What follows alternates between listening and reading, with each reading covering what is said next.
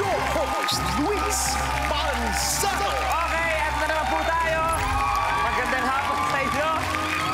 Eto, ilang buwan na lang ay bakasyon na. Eto, para sa lahat ng mga bata ngayon, simulan na natin ang pamamasyal dahil ililibot namin kayo sa iba't ibang kaganapan at mga labanan. Umangkas na at kumapit ng mahigpit dahil arangkada na ang harutan, kasiyahan, sukatan ng galing. Dito sa Minute to Win It, Last Man Standing. Kahapon ay nauna nga sa passenger seat ng Last Man Standing. Nandiyan ang magikierong si Alakim, Nico ng hashtags, hot mama na si Ina Raimundo, ang komedyanteng si Nonong, stand-up comedian na si MC, ang ating regular player na si Gian Bondok. Ngayong araw, tuloy ang pamasada natin para makapagsakay at makumpleto ang ating 9 players na maghaharap-harap sa Ultimate Last Man Standing this Friday. Eto, siya man lang po ang upuan ng papasaherong biyahe at 3 lang ang pasaherong magkakasya. Sino sa players natin today ang makakuha ng isang upuan? Kaya tawagin natin sila. We have Kay Brosas, Nicole Manalo, Brad Pitt, Sam Concepcion, and Bella Padilla.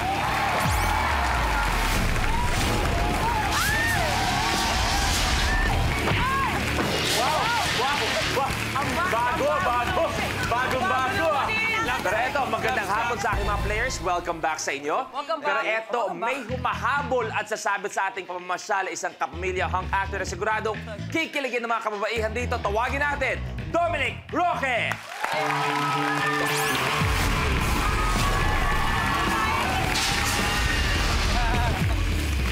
Welcome!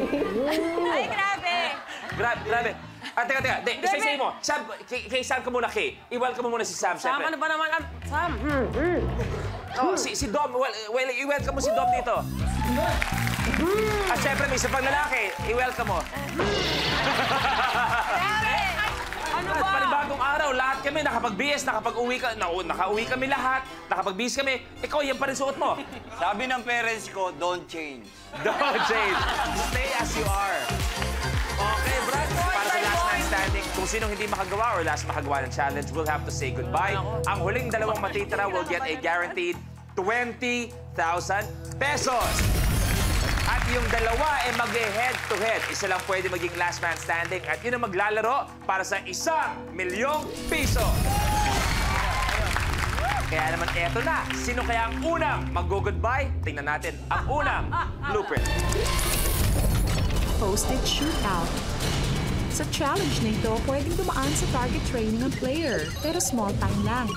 Dahil ang gagamiting ammunition o bala ay goma. Kailangan matanggal ang post-its na nakadikit sa mesa sa pamamagitan ng pagtira ng goma sa mga ito. Ang huling makakagawa ng challenge ang mai-eliminate. Dapat patanggal sa pagkakadikit sa mesa ang post-it. Meron kayong option na pwede kayong gumamit ng pencil, pwedeng daliri.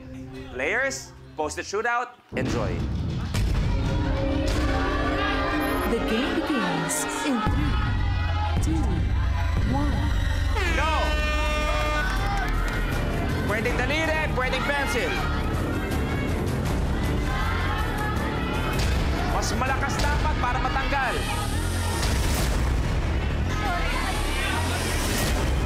Si Nicole, malapit na.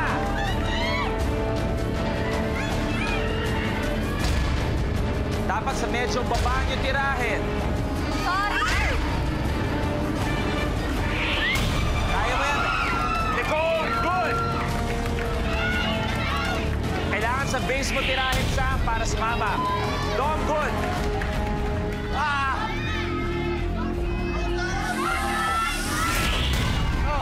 Sam, good!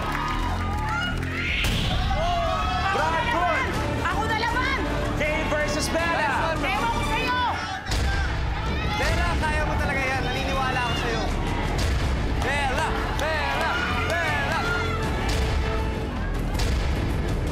Medyo malapit na.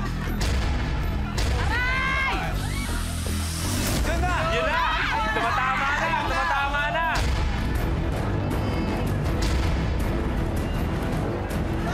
Aba, tumatama na! Good! Konti lakas na lang yan. Ayaw!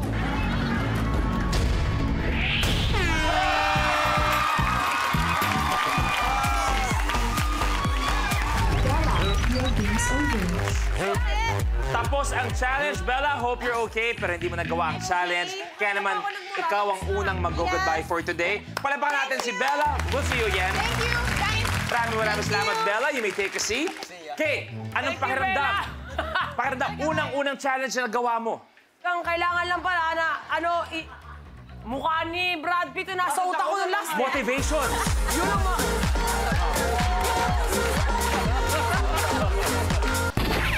Ang galing. Wow, paano Alam mo, ulit?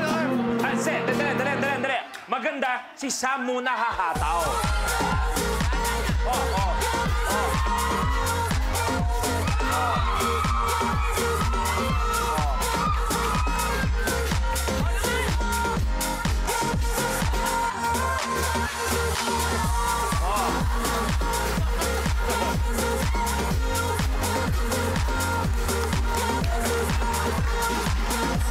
Galing. Si Sam, nakita niyo parang performer. Ito parang nakainom lang eh. Galing. Okay, isa na natanggal. Pero sino kaya ang susunod na kailangan mag-goodbye? Tagal nyo. Ito na, blooper. Spoon feeding. Sa challenge na ito, kailangan lang isa-isang kumuha ng Holland gamit ang kutsarang nakasubo sa bibig. Dapat mailipat ang Holland sa kabilang dulo ng stage. Ang huling makakagawa ng challenge ang mai-eliminate.